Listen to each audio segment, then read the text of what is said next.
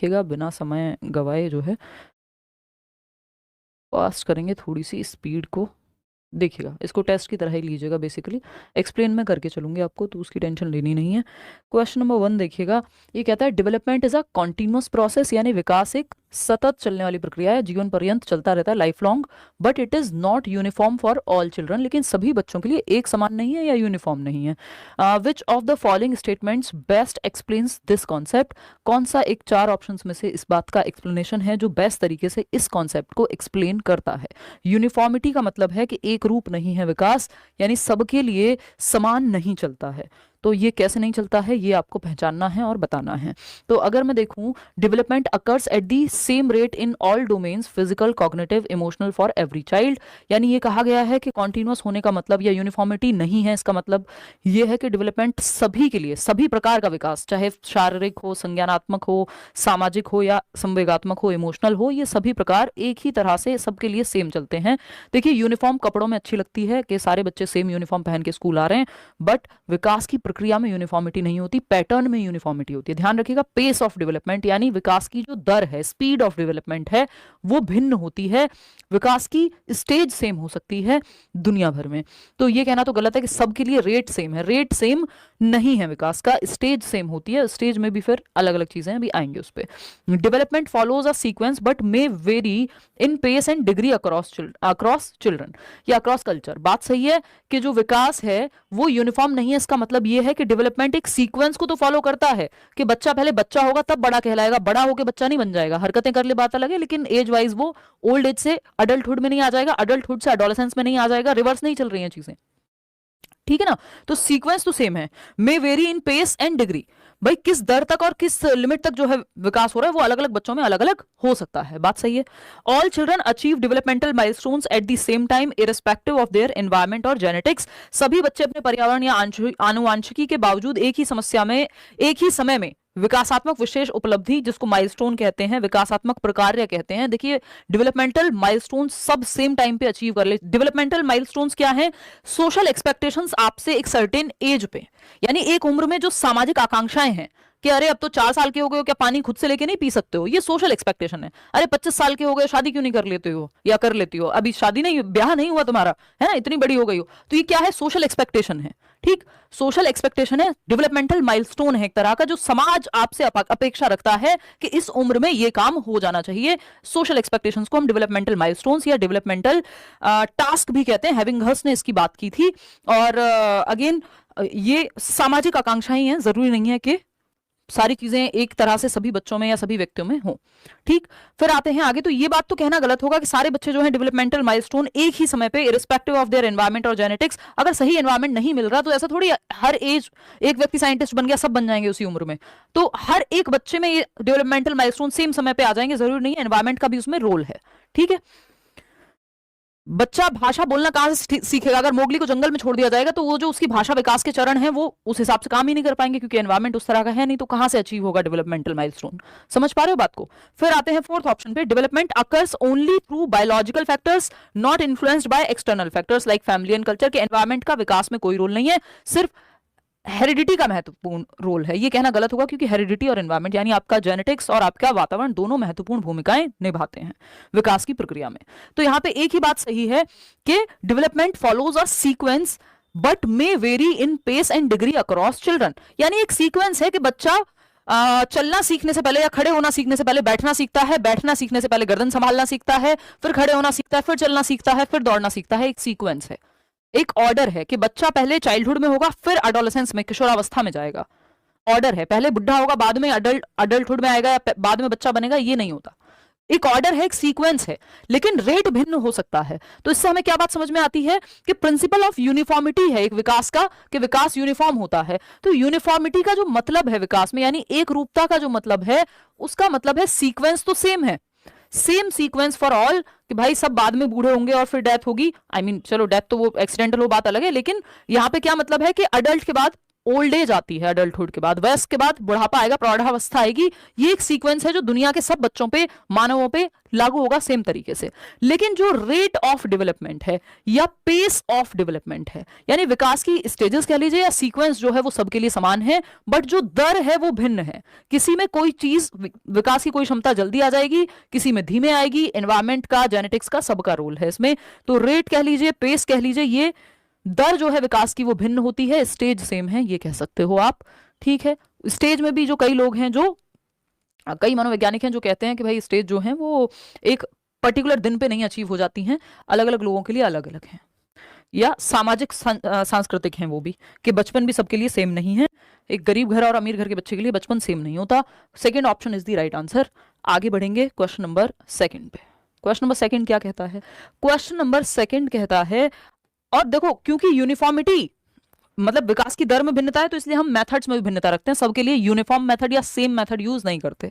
ठीक, question number 2 देखिएगा, अ child raised in a resource rich environment. कैसा एनवायरनमेंट? जहां रिसोर्सेज भर भर के हैं, यानी संसाधन पूर्ण या संसाधन परिपूर्ण वातावरण है, जहां बच्चे को जो है खाना भी अच्छे से मिलता है, खेलने को भी अच्छे से मिलता है, पढ़ने को भी अच्छे से मिलता है, अच्छे से अच्छे मेथड से पढ़ाया जा रहा है, पूरी टेक्नोलॉजी है, सब कुछ है। कॉन्ड्यूसिव एनवायरनमेंट जिसको हम कहते हैं, यानी समृद्ध वातावरण है जो बच्चे को मिलना चाहिए, हर बच्चे को मिलना चाहिए कायदे में तो, बट मिल नहीं पाता। ठीक, तो a child raised in a resource rich environment, जहां भर भर के संसाधन हैं, with access to quality education, गुणवत्तापूर्ण शिक्षा भी मिल रही है, उसका भी एक्सेस है, अच्छे स्कूल में भेजा जा रहा है, हेल्थ केयर सिस्टम प्रॉपर है, एंड रिक्रिएशनल फैसिलिटीज, यानी ऐसी फैसिलिटीज जहां बच्चे को खेलने कूदने, स्पोर्ट्स, जो भी एक्स्ट्रा करिकुलर एक्टिविटीज हैं वो सब हैं। कह लीजिए आप सचिन तेंदुलकर का बच्चा हो सकता है, या अंबानी के बच्चे हो सकते हैं, या कोई भी समृद्ध परिवार, ये तो जस्ट मैं एग्जांपल दे रही हूं, कि उनको रिसोर्स रिच एनवायरनमेंट तो मिला है, ये बात हम कह सकते हैं। लेकिन क्या ये गारंटी है कि वो सचिन तेंदुलकर ही बन जाएंगे? जो कि होना भी नहीं चाहिए, क्योंकि हम ये सेम एक्सपेक्टेशन रख भी नहीं सकते। लेकिन पूछा कुछ ऐसा ही जा रहा है सवाल में, आसान भाषा में अगर हम इसको समझना चाहें तो ऐसे देख सकते हैं।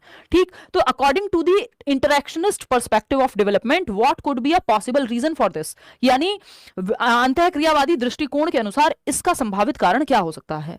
इंटरेक्शनिस्ट क्या कहते हैं? बेसिकली इंटरेक्शनिस्ट कह रहे हैं कि आपकी हेरिडिटी है और एनवायरमेंट है, तो वो जो हेरिडिटी है जब एनवायरमेंट में इंटरेक्ट करती है तो एक सर्टेन वे में जो है विकास होना चाहिए। पहला ऑप्शन है, the child's genetic potential for academic success is limited which the environment can not improve, यानी ये कह रहे हैं कि लिमिटेड है उसका जो जेनेटिक पोटेंशियल है और एनवायरमेंट से इंप्रूव नहीं हो सकता। नहीं, इंटरेक्शनिस्ट एनवायरमेंट को भी महत्व देते हैं। The child lacks motivation due to over dependence on environmental resources, ज्यादा डिपेंड हो गया है, ज्यादा रिसोर्सेज मिलेंगे तो बच्चा बिगड़ जाएगा। ये वो वाली बात है जो आमतौर पे हमारे घरों में चलती है, तो वो वाली चीज यहाँ पे नहीं है कि अगर आप सही रिसोर्सेज दे रहे हो, सही मात्रा में रिसोर्सेज से सारे बच्चे नहीं खराब हो जा रहे हैं, मतलब रिसोर्सेज से खराब नहीं हो रहा बच्चा, वो डिफरेंट रीजन है, वो कहीं भी हो सकता है अगर गलत दिशा में जाना होगा तो। Third option, there is a mismatch between the child's inherited abilities and the provided learning learning environment, बच्चे की आनुवांशिक क्षमताओं में जो उसको जेनेटिक्स से मिली हैं और जो प्रदान किया गया अधिगम का माहौल है, उसके बीच में मेल की कमी है, मिसमैच है, यानी जो क्षमताएं उसके पास हैं और जिस तरह का एनवायरनमेंट दिया जा रहा है, दोनों मैच नहीं हो पा रहे। ये है कहानी। हाँ, हो सकती है। Environmental factors are more significant than heredity in determining academic success, यानी एनवायरमेंटल फैक्टर्स का ज्यादा सिग्निफिकेंट रोल होता है हेरिडिटी से।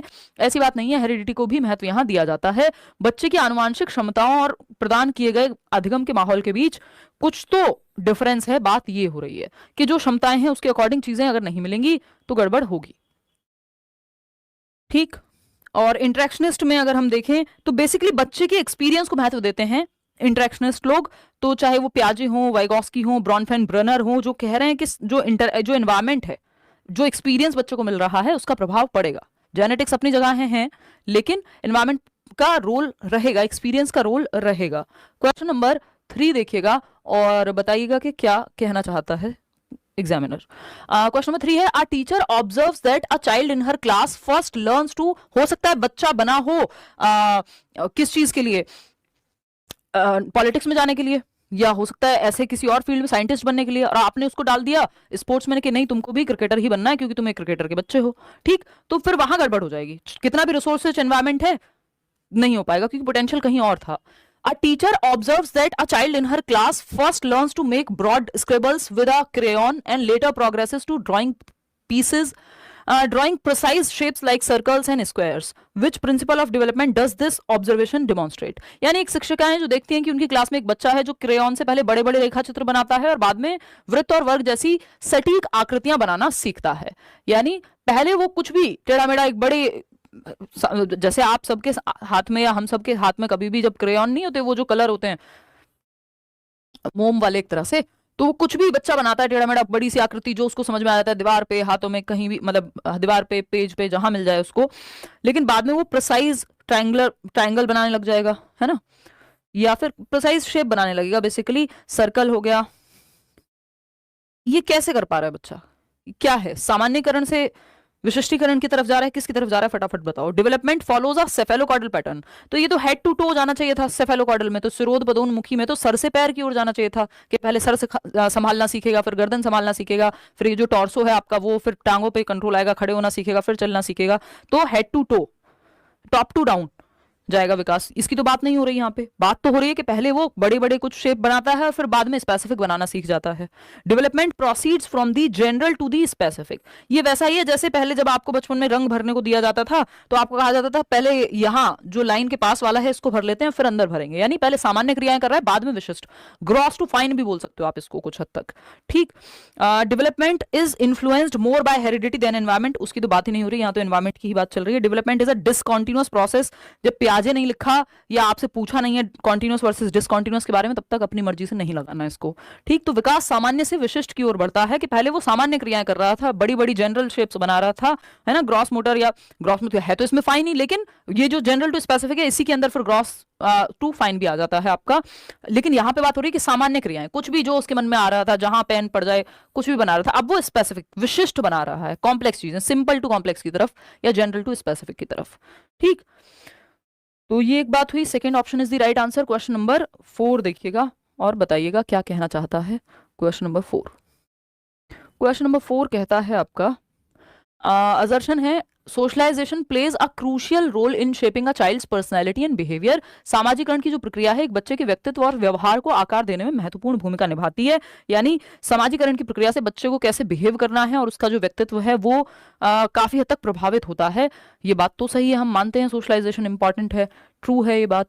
अब क्या रीजन क्या है इस बात का? Socialisation is the process by which individuals acquire values, यानी मूल्य क्या सही है क्या गलत है, बिलीव्स किस बात में वो विश्वास रखते हैं, and behaviours appropriate to their society, यानी किस समाज में कैसे व्यवहार करना एक्सेप्टेबल होगा, किन चीजों को मान्य माना जाएगा, जो चीजें हैं जो एबनॉर्मल बिहेवियर है क्या नॉर्मल है, क्या कपड़े पहनने हैं, अगर मैयत पे जाना है तो एक तरह के कपड़े और शादी में जाना है तो एक तरह के कपड़े, उल्टा कर देंगे तो थोड़ा सा अजीब हो जाएगा। कैसे पता लगा हमें ये अजीब हो जाएगा? सामाजिकरण से। घर में मेहमान आ रहे हैं तो आप सफाई करने लगते हैं और खुद आप कैसे भी पड़े हों, ये क्या कैसे हमें पता लगा? सोशलाइजेशन से। तो सामाजिकरण वो प्रक्रिया जिसके माध्यम से एक इंडिविजुअल या व्यक्ति जो है ये वैल्यूज एक्वायर करता है, कुछ मूल्य एक्वायर करता है, क्या सही है क्या गलत है, कहाँ पे क्या उसके विश्वास हैं, वो किस चीज में विश्वास रखेगा, किस रिलीजन को फॉलो कर रहा है, वॉटेवर, ये सब सामाजिकरण से। समाज में कैसे रहते हैं इसका नियम, समाज के कुछ नियम कायदे कानून तौर तरीके हैं, उनको एक्वायर करने की प्रक्रिया सामाजिकरण कहलाती है, उनको सीखने की प्रक्रिया, अडेप्ट करने की प्रक्रिया सामाजिकरण कहलाती है। तो ये बात तो सही है कि पर्सनैलिटी और बिहेवियर फिर आपका जिस समाज में आप रह रहे हैं, अमेरिका में रहते हैं तो आपके लिए सही गलत कुछ और होगा,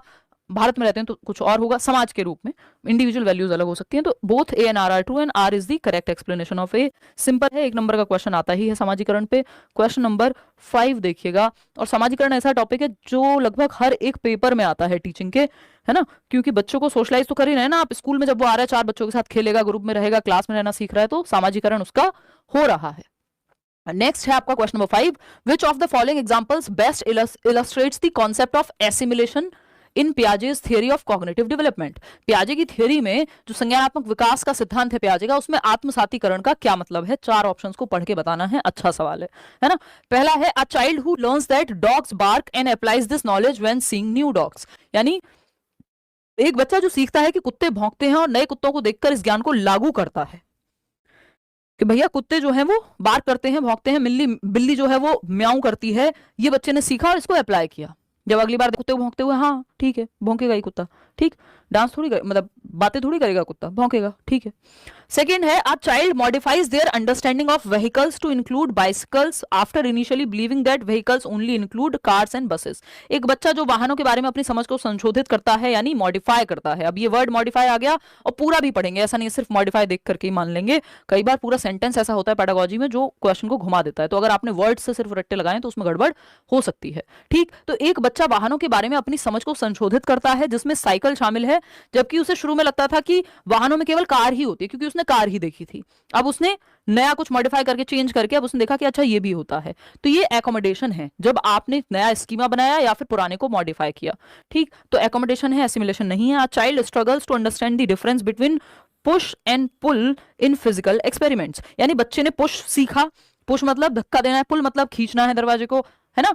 अब इन दोनों में वो स्ट्रगल कर रहा है फिजिकल रियलिटी में। जब वो एक्चुअली प्रैक्टिकल रियलिटी में जाता है तो वो स्ट्रगल करता है, तो वो अप्लाई करने में स्ट्रगल कर रहा है। यहाँ एसिमिलेशन एकोमोडेशन की दिक्कत नहीं है।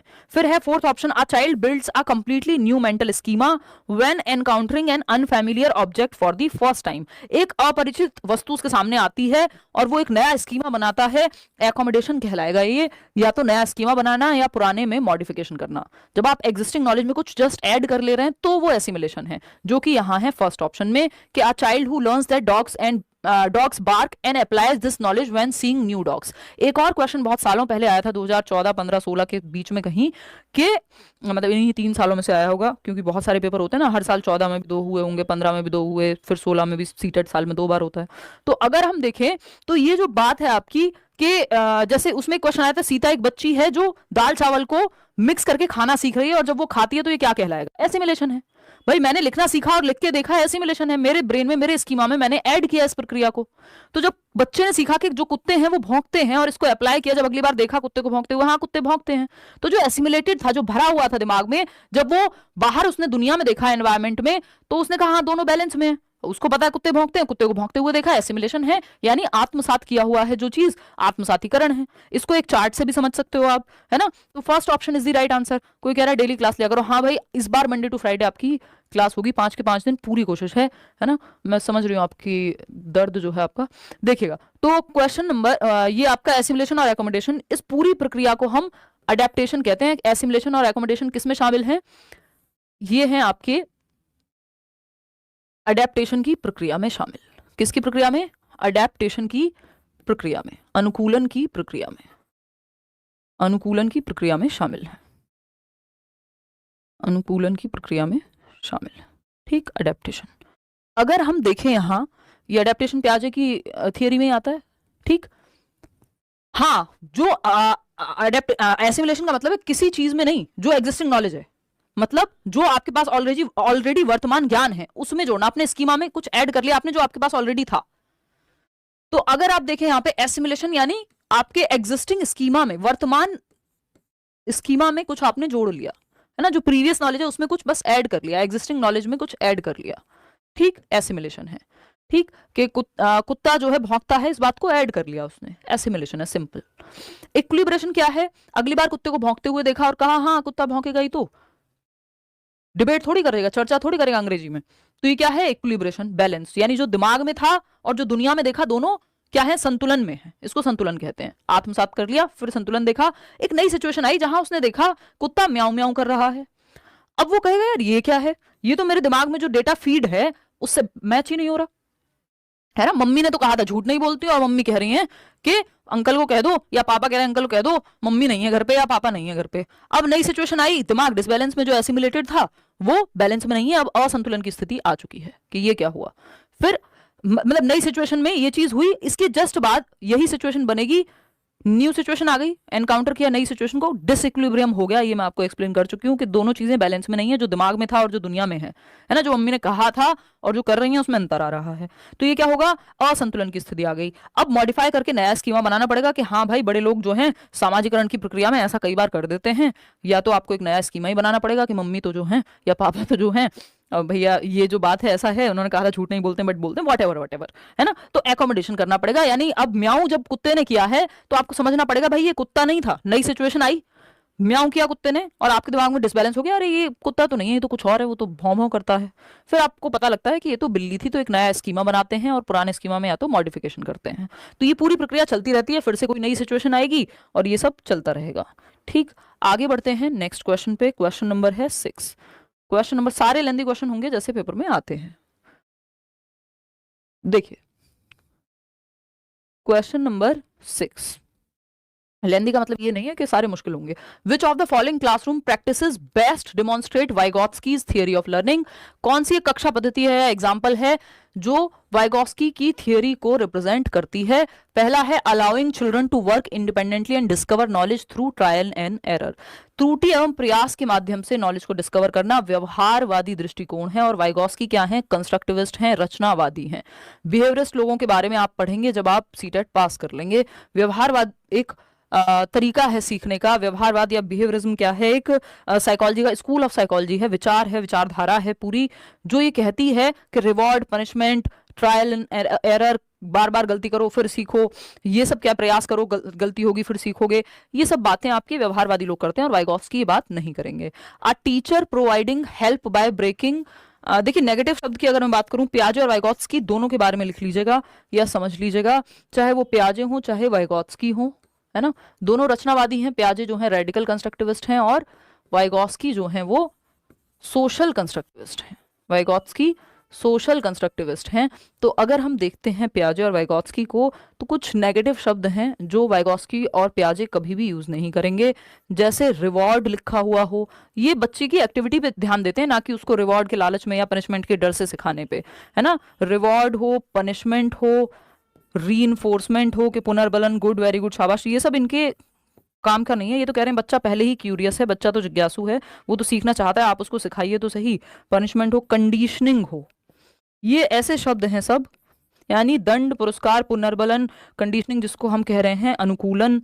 ठीक, और क्या है यहाँ पे? ट्रायल एंड एरर हो गया। इस तरह की बातें पियाजे वाइगॉत्स्की नहीं करते नजर आएंगे। ये पियाजे और वाइगॉत्स्की की विचारधारा को, यानी रचनावाद को, जो मीनिंग मेकिंग की, अर्थ निर्माण की बात करता है, उसको सपोर्ट नहीं करते हैं। पियाजे और वाइगॉत्स्की बच्चों को पैसिव यानी निष्क्रिय रखने की बात नहीं करेंगे, रटवाने की बात नहीं करेंगे। तो ये बातें आपको देख लेनी है थोड़ा सा, है ना, क्लियर है। ये सब नेगेटिव हैं अगर पियाजे और वाइगॉत्स्की को ध्यान में रखें, क्योंकि वो ज्ञान की रचना पे फोकस कर रहे हैं, रटवाने पे नहीं। ये सब व्यवहारवादी काम है। ठीक है, चलें आगे बढ़ें। तो अगर हम देखें, क्वेश्चन ने क्या पूछा हमसे? Best demonstrate Vygotsky's theory of learning, यानी वाइगॉत्स्की की थियोरी ऑफ लर्निंग को बेस्ट डेमोन्स्ट्रेट करता है। A teacher providing help by breaking down complex problems into manageable parts and gradually reducing help as students gain proficiency. बिल्कुल सही बात है। Scaffolding यानी टेम्परेरी हेल्प, जैसे जैसे बच्चे की डिफिकल्टी लेवल कम होता जाए, वो उसको समझ में आता जाए, आप हेल्प कम करते जाएंगे, उस स्टेप पे मदद करना जहां बच्चा अटक रहा हो, और फिर उस मदद को हटा लेना। जैसे अभी मैं ये डिस्कशन करके आपकी मदद कर रही हूँ, लेकिन पेपर आप खुद ही देके आएंगे, तो यहाँ पे स्कैफोल्डिंग कहते हैं इसको, टेम्परेरी हेल्प की प्रक्रिया। थर्ड ऑप्शन है relying solely on textbooks and, जब आप जैसे जब बच्चे के माता पिता उसको लिखना सिखा रहे हैं, पेन पकड़ते हैं, शुरुआत में टीचर भी पेन पकड़ा करके कई बार मदद करती है सिखाने में, लेकिन जब वो खुद से सीख जाता है तो वो मदद हटा ली जाती है। तो टेम्परेरी हेल्प को स्कैफोल्डिंग कहते हैं, अस्थायी मदद। फिर आता है third option relying solely on textbooks and lectures, सिर्फ लेक्चर पे और मेमोराइजेशन, रट्टाफिकेशन पे तो पियाजे वाइगॉत्स्की बात ही नहीं करेंगे। Expecting students to master difficult task without adult और पीयर सपोर्ट, नहीं। वाइगॉत्स्की तो कह रहे हैं समाज और संस्कृति, इनकी थियोरी का नाम ही है सोशियो कल्चरल अप्रोच, समाज और संस्कृति की मदद लेकर के सीखिए। ये बात तो वाइगॉत्स्की कह ही रहे हैं। क्वेश्चन नंबर 7 देखिएगा क्या कहता है। क्वेश्चन नंबर 7 फटाफट से बताएंगे, बहुत अच्छा सवाल है, इसको ध्यान से सॉल्व करना। देखना, अगर हम बात करें विच of the following statements best explains the interaction between heredity and environment in child development, यानी कौन सा एक कथन है जो विकास की प्रक्रिया में आनुवंशिकता और पर्यावरण या वातावरण के बीच अंतःक्रिया को ठीक से एक्सप्लेन करता है। ईशा कराएंगे भाई, ईवीएस का भी एक आध सेशन जरूर लूंगी। तो heredity completely determines a child's abilities and talents while the environment has no influence। यानी हेरिडिटी और एनवायरमेंट की अगर हम बात कर रहे हैं तो हेरिडिटी ही टोटली डिसाइड करती है बच्चे के विकास को, एनवायरमेंट का कोई रोल नहीं है। तो फिर हम क्यों पढ़ रहे हैं और क्यों पढ़ा रहे हैं? फिर तो दुनिया में सारे काम बंद कर दो, हेरिडिटी अपने आप कर देगी सारी चीजें। तो ये तो कहना गलत हो जाएगा। किसी भी एक साइड नहीं झुकना है पूरी तरह से।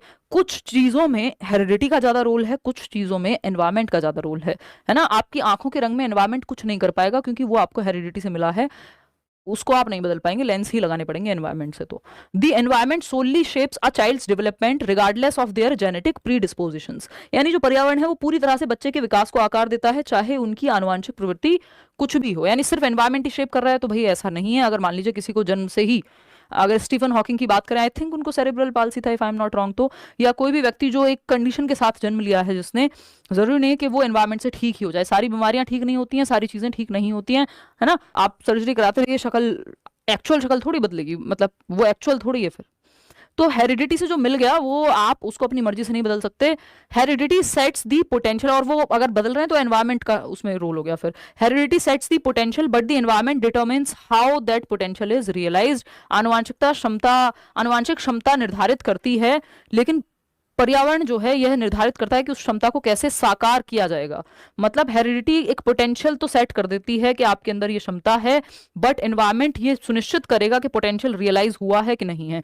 हो सकता है आप में एक साइंटिस्ट बनने की क्षमता हो, बट आपका जन्म ऐसे एक रिमोट एरिया में और ऐसे मे बी नक्सलाइट एरिया में हो गया हो कि जहां एजुकेशन तो छोड़िए, आपको एनवायरमेंट गन चलाने का ही मिला हो। तो कहां से आपका जो पोटेंशियल था साइंटिस्ट बनने का वो बाहर आ जाएगा?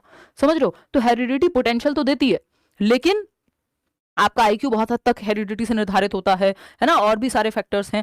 तो लेकिन जो एनवायरमेंट है वो एनवायरमेंट सुनिश्चित करेगा कि वो पोटेंशियल रियलाइज होगा कि नहीं होगा। पता नहीं कितने लोग जो हैं यहाँ पे बहुत अच्छे सिंगर बन सकते होंगे इस देश में, कितने लोग जो हैं बहुत अच्छे कुछ और मैथमेटिशियन बन सकते होंगे, साइंटिस्ट, डांसर, व्हाटएवर, बहुत कुछ बन सकते होंगे, बट उनको वो एनवायरमेंट कभी मिल ही नहीं पाया जिससे वो पोटेंशियल रियलाइज हो पाए। तो ये बहुत लोगों की कहानी है। क्रिकेटर बन सकते होंगे, है ना, और मुझे लगता है मैं स्पोर्ट्स में अच्छा कर सकती थी, बट उस तरह का एनवायरमेंट था नहीं। ठीक, तो ये एक बात हुई। बोथ हेरिडिटी एंड एनवायरमेंट, मतलब ऐसे तो फिर हम सबको कुछ ना कुछ लगता रहेगा, ये जस्ट एक एग्जांपल के तौर पे, मुझे कोई रिग्रेट नहीं है। फोर्थ ऑप्शन है both heredity and environment are unrelated factors that independently influence development. यानी जो हेरिडिटी और एनवायरमेंट है दोनों ही अनरिलेटेड है, अनरिलेटेड नहीं है भाई, एक दूसरे को प्रभावित करते हैं। ठीक है, तो थर्ड जो ऑप्शन है वो हमें थोड़ा सा सेंसिबल लग रहा है कि आनुवांशिकता क्षमता निर्धारित करती है, लेकिन पर्यावरण यह निर्धारित करता है कि उस क्षमता को कैसे साकार किया जाएगा। यानी heredity sets the limit, potential set कर देती है। मैं अभी एक पिक्चर के थ्रू आपको ये समझाऊंगी, है ना। हेरिडिटी लिमिट सेट कर देती है, हेरिडिटी पोटेंशियल बताती है हमें, लेकिन वो पोटेंशियल रियलाइज कैसे होगा, वो एक्चुअल में बाहर आएगा कि नहीं आएगा, ये एनवायरमेंट डिसाइड करेगा। तो हेरिडिटी सेट्स द लिमिट कि how far we can go. ठीक, लिमिट सेट कर देगी, वहीं एनवायरमेंट जो है ये लिमिट तक पहुंच पाएंगे आप या नहीं पहुंच पाएंगे, कितना दूर जा पाएंगे, ये एनवायरमेंट देखेगा। तो हेरिडिटी डिसाइड करती है कि how far we can go, यानी कितनी दूर हम जा सकते हैं। लोअर लिमिट और upper limit heredity raw material provide कर देती है आपके डेवलपमेंट के लिए। रॉ मटेरियल क्या है? आपको एक बिल्डिंग बनानी है, आपको कंक्रीट चाहिए होगा, ईंट चाहिए होगी, बदरपुर रोड़ी, व्हाटएवर जो भी लगता है, सीमेंट, और इस सब का इस्तेमाल कैसे करेंगे, ये एनवायरमेंट है। रॉ मटेरियल दे दिया आपको, अब आप कैसी बिल्डिंग बनाना चाहते हैं, ये एनवायरमेंट है। तो एनवायरमेंट डिसाइड करता है how far we will go, और हेरिडिटी जो है वो निर्धारित करेगी कि संभावना कितनी है। अगर आईक्यू बिल्कुल 25 है तो आप बच्चे को साइंटिस्ट नहीं बना पाएंगे, ये हेरिडिटी ने निर्धारित कर दिया है ना। चलिए, खैर एक पिक्चर के थ्रू इसको समझेंगे तो ज्यादा बेहतर समझ में आएगा। देखिएगा, समझते हैं। ये पिक्चर है जो क्या कहना चाहती है, देखिए। ये कह रही है, यहाँ पे दो पिक्चर हैं, एक पेड़ के कॉन्टेक्स्ट में है, ट्रीज के, और दूसरी है ह्यूमंस के कॉन्टेक्स्ट में। ठीक, संदर्भ में जिसको हम कह रहे हैं कि मान लीजिए आपके इस पेड़ के अंदर जो जेनेटिक क्षमता है, जब आपने एक पौधा लगाया कि इसकी जड़ें जो है बहुत ही जमीन में जाएंगी और ये इसके अंदर फल फूल पौधा सब कुछ निकल के आएगा, इससे मतलब फल उगेंगे इस पेड़ पे, ये छाया प्रदान करेगा। ये पोटेंशियल है, जेनेटिकली मिला है, मुझे और आपको नहीं, पेड़ को मिला है। अभी उसके जेनेटिक्स की बात हो रही है, उसके डीएनए, उसकी हेरिडिटी की बात हो रही है, आनुवंशिकता से मिला है पेड़ को। अब अगर इसको सही एनवायरमेंट नहीं मिलेगा, सही टाइम पे धूप नहीं मिलेगी, पानी नहीं मिलेगा, आपके घर में पौधे लगे होंगे, मान लीजिए उन पौधों को अगर आप पानी नहीं दे रहे, पोटेंशियल है कि वो बहुत अच्छे से फल फूल सकते हैं, ये उनको जेनेटिकली मिला है, लेकिन वो रॉ मटीरियल जो मिला है वो एनवायरमेंट ही जब तक नहीं मिलेगा तब तक बात बनेगी नहीं। अगर सूरज, पानी, हवा, जल ये सब नहीं मिला, पौधा खत्म। तो वही बात है यहाँ पे कि जो एनवायरमेंट है वो पोटेंशियल जो आपको मिल गया है कि आप एक 6 फीट के व्यक्ति बन सकते थे, बट न्यूट्रिशन ही नहीं मिला, माल न्यूट्रिशन हो गया, मान लीजिए कुपोषण के शिकार हो गए आप, तो वो पोटेंशियल गया पानी में। ठीक, तो हेरिडिटी और एनवायरमेंट दोनों महत्वपूर्ण हो जाते हैं। जैसे बच्चे के केस में अगर हम बात करें, ये सेब देख के मेरे दिमाग में यही आया कि न्यूटन उस दिन बैठे थे और सेब होता ही नहीं गिरने के लिए, तो कैसे होता है? तो फिर कहां से जो है वो लॉज आते हैं? ये तो मैं मजाक की बात कर रही हूँ। खैर, तो बेसिकली एनवायरमेंट जो है वो महत्वपूर्ण है। अगर एनवायरमेंट आपको मिला ही नहीं जहां आप फल फूल सकते हैं, एजुकेशन का कभी मौका ही नहीं मिला, तो कहां से आप कई सारी चीजें हैं जो नहीं कर पाएंगे। तो दोनों ही महत्वपूर्ण है। डेवलपमेंट जो है प्रोडक्ट है, यानी परिणाम है हेरिडिटी और एनवायरमेंट का। कुछ क्षेत्र में हेरिडिटी ज़्यादा महत्वपूर्ण हो जाती है, कुछ एस्पेक्ट में एनवायरमेंट ज़्यादा महत्वपूर्ण हो जाता है ना। ऐसा कुछ फिक्स नहीं है कि 50% हेरिडिटी और 50% environment. Development is the product of heredity and environment, ऐसा वुडवर्थ साहब कहते हैं। बात सही है या नहीं है? चलिए आगे बढ़ते हैं नेक्स्ट क्वेश्चन पे। इतनी बात क्लियर है? बहुत सारे डाउट आपके हेरिडिटी और एनवायरमेंट को लेकर के क्लियर हुए होंगे। जैसे कुछ क्षेत्र में हेरिडिटी ज़्यादा महत्वपूर्ण हो जाती है, जैसे आपका जो आईक्यू है, इंटेलिजेंस का स्तर है, वो बहुत हद तक हेरिडिटी से प्रभावित होता है। ऑफकोर्स एनवायरमेंट का फिर उसमें रोल है। एक दूसरा आर्ग्यूमेंट ये भी है कि आईक्यू एवरेज ही है सबका, अगर देखा जाए 60% से ज़्यादा लोगों का। और फिर अगर हम बात करें और आईक्यू पे भी पॉजिटिव प्रभाव पड़ते हैं, आपके सोशियो इकोनॉमिक स्टेटस कैसा है, ये सब भी रिसर्च कहती है। खैर वो एक अलग अंतहीन डिबेट है। ठीक, चलिएगा। खैर, और या आपकी आंखों का रंग, आपका बॉडी स्ट्रक्चर, आपका टेम्परामेंट, स्वभाव, ये तक हेरिडिटी ज़्यादा निर्धारित करती है। और वहीं आपका न्यूट्रिशन, आपको पोषण कैसा मिलेगा, एजुकेशन, ट्रेनिंग, ये सब कैसा मिलेगा, ये एनवायरनमेंट निर्धारित करता है। ठीक, और दोनों मिलकर के क्या बन जाएंगे, ये इसको आप कह लीजिए नेचर निर्धारित करता है। ठीक, चलिए फटाफट से प्रकृति वर्सेस पोषण विवाद कहते हैं इसको, कि कुछ लोग कहते हैं नेचर इंपॉर्टेंट है यानी हेरिडिटी, जिसको बदला नहीं जा सकता, जो फिक्स्ड है, स्टैटिक है, और कुछ लोग कहते हैं एनवायरनमेंट यानी वातावरण महत्वपूर्ण है, जो डायनेमिक है, परिवर्तनशील है, चेंजेबल है, मॉडिफिएबल है। चलिए आगे बढ़ते हैं नेक्स्ट क्वेश्चन पे। क्वेश्चन नंबर 8 क्या कहता है? विच of the following principles of development is most applicable when designing teaching strategies for a mixed ability classroom, यानी अलग अलग क्षमताओं वाले बच्चे हैं क्लासरूम में, आप मेथड जब चूज कर रहे हैं, पढ़ाने की तकनीकें चूज करते समय या चुनते समय कौन सा सबसे महत्वपूर्ण ऑप्शन है? डेवलपमेंट इज यानी अलग अलग तरह के बच्चों को पढ़ाने के लिए कौन सा मेथड चुनना सर्वश्रेष्ठ होगा? पहला ऑप्शन है development is influenced solely by biological maturation, so teaching strategies should be uniform. Uniform सिर्फ कपड़ों में अच्छी लगती है, मैं बार बार आपको बात कहूंगी कि कौन बच्चा किस घर से आ रहा है कोई फर्क नहीं पड़ता, ये यूनिफॉर्म का फायदा है एक, है ना।